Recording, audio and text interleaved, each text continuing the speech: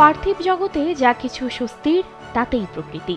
নিঃস্বর্গ এখানে স্বর্গ সুখ দেয়। প্রকৃতির সৌন্দর্যের এই স্বর্গরাজ্যে বিচিত্র অনেক রহস্যই লুকিয়ে রয়েছে, এমন সব রহস্য যা সাধারণ বুদ্ধিতে ব্যাখ্যা করাও কঠিন হয়ে যায়।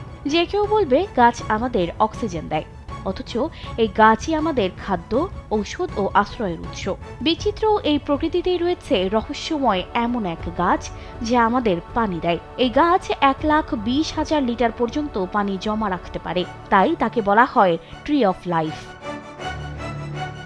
এই গাছের আসল নাম অ্যাডামসোনিয়া ডিজিটাটা, যাকে সাধারণত আফ্রিকান বাওবাব গাছ বলা হয়। এটি একটি বিখ্যাত গাছ যা আফ্রিকার উপ-সাহারান অঞ্চলে পাওয়া যায়। এটি তার অস্বাভাবিক আকার, দীর্ঘায়ু এবং পরিবেশগত অভিযোজনের জন্য পরিচিত। অত্যাধুনিক ফিচার সম্বলিত বিভিন্ন সাইজ আর কালারের 250-টিরও বেশি ডিজাইন অপশন নিয়ে ওয়ালটন স্মার্ট ফ্রিজ, বোঝে আপনার প্রয়োজন। গাছটি 3 থেকে 4,000 বছর পর্যন্ত শুষ্ক আবহাওয়ায়ও বেঁচে থাকতে পারে। নিজের কাণ্ডে অনায়াসে লক্ষাধিক লিটার পানি ধরে রাখতে পারে। গাছটি স্থানীয় সম্প্রদায়ের কাছে খাদ্য, পানি, ঔষধ এবং আশ্রয়ের উৎস হিসেবে গুরুত্বপূর্ণ। এর কাণ্ড সাধারণত মোটা এবং বোতলের মতো আকার ধারণ করে। এর কাণ্ডে প্রচুর পানি জমা রাখতে পারে, যা শুষ্ক মৌসুমে ব্যবহৃত হয়।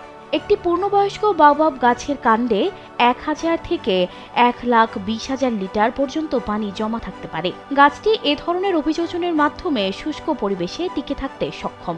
মাটির গভীর স্তর থেকে পানি শোষণ করতে পারে এই গাছ। এছাড়াও কাণ্ডে জমে থাকা পানি স্থানীয়রা কেটে বের করে পান করতে পারেন। গাছটির ফল লম্বা, ডিম্বাকৃতির এবং শক্ত খোসাযুক্ত। ফলের ভেতরে থাকা পাল্প পুষ্টিতে ভরপুর এবং এটি বানান ফল নামে পরিচিত।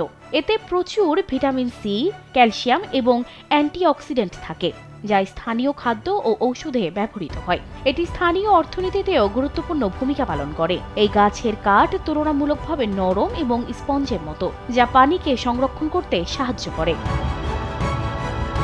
এই গাছের কাণ্ডে জমে থাকা পানি সাধারণত আফ্রিকার শুষ্ক ও আধা মরু অঞ্চলের মানুষেরা পান করে। গাছটি মূলত আফ্রিকার সাহেল অঞ্চল, যা সাহারা মরুভূমির দক্ষিণে বিস্তৃত এবং এর আশপাশের দেশগুলোতে বেশি পাওয়া যায়। নাইজারের মরু অঞ্চলে বাওবাব গাছ থেকে পানি সংগ্রহ করা একটি প্রচলিত প্রথা।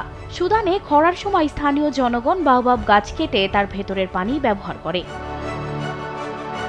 পূর্ব আফ্রিকার তানজানিয়া ও কেনিয়ার শুষ্ক এলাকায় বসবাসকারী মানুষও বাওবাব গাছের পানি পান করে। শুধু মানুষ নয়, অনেক পশু পাখিরও পানির উৎস এই গাছ।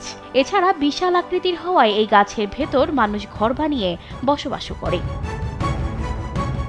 প্রাচীন বাওবাব গাছের উৎপত্তির রহস্যের সমাধান করেছেন বিজ্ঞানীরা। এই গাছের ডিএনএ নিয়ে গবেষণা করে বিজ্ঞানীরা দেখেছেন 2,10,00,000 বছর আগে আফ্রিকার মাদাগাস্কারে এই গাছের উৎপত্তি হয়েছিল। পরে এই গাছের বীজ সমুদ্রের ঢেউ ভেসে অস্ট্রেলিয়া ও আফ্রিকার বিভিন্ন অঞ্চলে ছড়িয়ে পড়ে ও বিভিন্ন প্রজাতির সৃষ্টি হয়। আফ্রিকার এই বাওবাব গাছকে এদের আকৃতি ও দীর্ঘায়ুর জন্য আবার উল্টো গাছ বা জীবন বৃক্ষ বলা হয়। সঞ্জিদা রহমান, কালবেলা।